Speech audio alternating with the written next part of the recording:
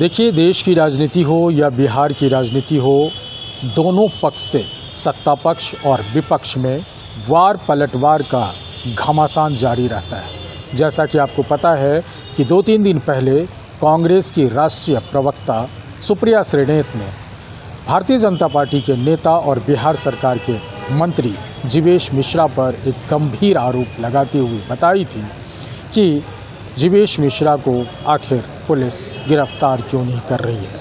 मामला क्या था? मामला ये था, आरोप ये लगाया गया कि जीवेश मिश्रा नकली दवाई का व्यापार करते हैं और इस पर ये तमाम बयानों के साथ और ये मामलों को देखते हुए कोर्ट तक पहुंचा और कोर्ट ने भी इस पर निर्णय लिया था। लेकिन उसका खंडन करने के लिए सुप्रिया श्रीनेत के जो आरोप हैं उनको खंडन करने के लिए भारतीय जनता पार्टी के प्रदेश कार्यालय में आज लीगल टीम की बैठक हुई थी और लीगल टीम ने अपना पक्ष क्या रखा है जरा आप सुनिए। हमारी पार्टी के वरिष्ठ नेता और बिहार सरकार के मंत्री जीवेश मिश्रा जी पे लगातार विपक्ष ने आरोप लगाने का काम किया, इसलिए आज पूरी लीगल टीम विस्तार से सारे विषयों को आपके सामने रखेगी। इस विषय को लेकर के जो भी आरोप लगाए गए वो पूरी तरह से निराधार, भ्रामक और राजनीति से प्रेरित हैं। जो भी आंकड़े प्रस्तुत किए गए वो पूरी तरह से जो है झूठ पे आधारित है। और अभी इस प्रकार से कांग्रेस पार्टी की राष्ट्रीय प्रवक्ता सुप्रिया श्रीनेत ने जो आरोप लगाया, उन्होंने सीधे सीधे कानून का उल्लंघन किया और कोर्ट का जो निर्णय है उस पर भी प्रश्न खड़ा। जैसा कि दानिश जी ने विस्तार से बताया, एक ऐसे केस के बारे में जिसके लिए जो विपक्ष लोग हैं भ्रामक और झूठा प्रचार कर रहे हैं और वो तब कर रहे हैं जबकि वो एक मैटर कोर्ट में सब्जुडिस है, एक न्याय निर्णय आ चुका है, उसके बारे में गलत बयानी की जा रही है जो कि बिल्कुल गलत है।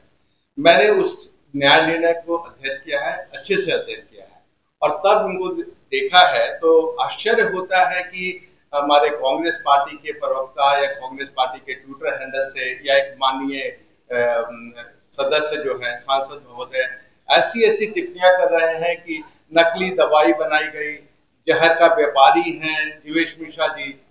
तो मैं सबसे पहले आपको ये बता देता हूँ और चुनौती देता हूँ इन लोगों को कि जीवेश मिश्रा जी किसी भी दवाई बनाने की फैक्ट्री के ना मालिक है, ना डायरेक्टर है, ना पार्टनर है। वो ऐसी कोई बात ही नहीं है। तो फिर ये दवाई नकली थी कि असली थी, ये विषय कहाँ रह जाता है। वो किसी भी दवाई बनाने की कंपनी से कभी भी उनका कोई संबंध नहीं रहा है। और जहां तक ये बात आ गई है तो मैं आपको विस्तार से बताऊं कि 2012 में एक ड्रग इंस्पेक्टर ने कंप्लेन फाइल किया और राजसमंद राजस्थान में एक कंप्लेन फाइल किया कि एक सिप्रोलिन दवाई बनती थी और उस दवाई को बनाने वाली दूसरी कंपनी थी। तो साहब हमने टेस्ट कराया तो टेस्ट में तो इनका सिप्रोफ्लॉक्सासिन उसका जो कंपाउंड है वो पूरा था, जितना मानक दर्जे में था उतना होना चाहिए उतना था। डिसोल्यूशन एक प्रक्रिया होती है जो कि अगर आप सैंपलिंग और सीजर ठीक से नहीं करेंगे, उसमें मॉइस्चर आ जाएगा, उसको एक अच्छे टेम्परेचर पर नहीं रखेंगे जितना रिक्वायर्ड है तो वो वेरी कर सकता था। तो डिसोल्यूशन का जो परसेंटेज था वो वेरी किया। कोई रिपोर्ट नहीं आई कि ये दवाई नकली है, ये फर्जी है, अडल्ट्रेटेड है या इसमें किसी का मिलावट है या जैसा ये कहते हैं कि नकली दवाई और जहर के सौदागर किसी की मृत्यु हुई है, कोई बीमार भी हुआ है। कोई प्राइवेट कंप्लेंट किसी भी तरह का उस मैन्युफैक्चरर के खिलाफ भी दाखिल नहीं हुआ गया। हम चूंकि एक संस्था से जुड़े हैं, ऑल्टो केयर प्राइवेट लिमिटेड, जो कि उसका डिस्ट्रीब्यूट करती थी दवाइयों को, हमारा लिंक सिर्फ उतना था। तो टेक्निकली हमको भी पार्टी बना दिया गया। जब उसका न्याय निर्णय आया तो उन्होंने कहा, कोर्ट ने कहा, मैं न्याय निर्णय की कॉपी आप लोग को भी दे दूंगा, उन्होंने कहा कि इस ऑफेंस की ग्रेविटी को देखते हुए और इनका अक्यूज के चरित्र को देखते हुए इनको प्रोबेशन ऑफ ऑफेंडर का लाभ देते हैं। यानी कोई सेंटेंस नहीं, सजा नहीं, पनिशमेंट नहीं, कोई पेनल्टी नहीं, कोई फाइन नहीं, कुछ नहीं किया गया।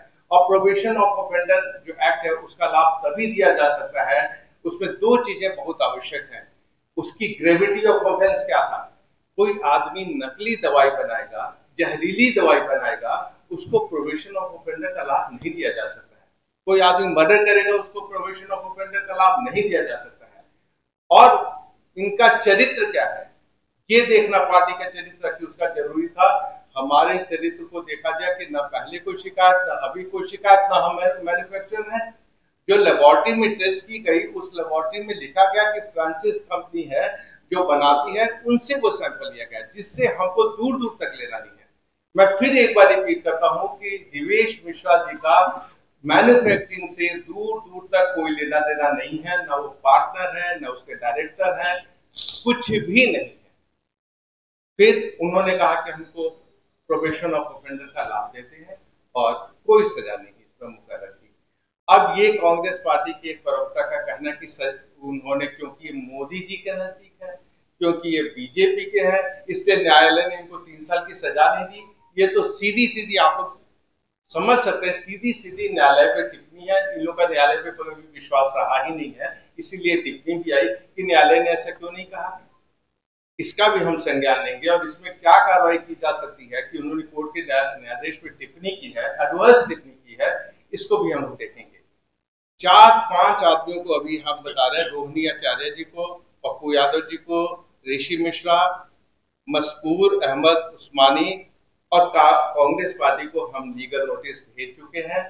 इनसे हमने 15 दिनों के अंदर जवाब मांगा है कि आप सार्वजनिक रूप से माफी मांगे, अन्यथा हम लोग आपके विरुद्ध जो विधि संपन्न कार्रवाई होगी वो करेंगे। तो आपने सुना जिस हिसाब से लीगल टीम बता रही है कि जीवेश मिश्रा ना तो कोई व्यापारी है, ना उद्योगपति है, ना उनकी कोई कंपनी है, और ये आरोप जो है ये निराधार है। इस निराधार आरोप के साथ अगर किसी पर उछाला जाता है, किसी के नाम को, किसी के पद को अगर धूमिल करने की कोशिश की जाती है, तो ये भी एक बड़ा सवाल है और इस पर भी कार्रवाई होनी चाहिए। क्योंकि जो लीगल टीम थी वो लीगल टीम अपने पक्ष को रखा है और लीगल टीम ने कहा है कि जीवेश मिश्रा पर जो आरोप है वो बिल्कुल ही निराधार है। अमलेश आनंद, KBC न्यूज़, पटना।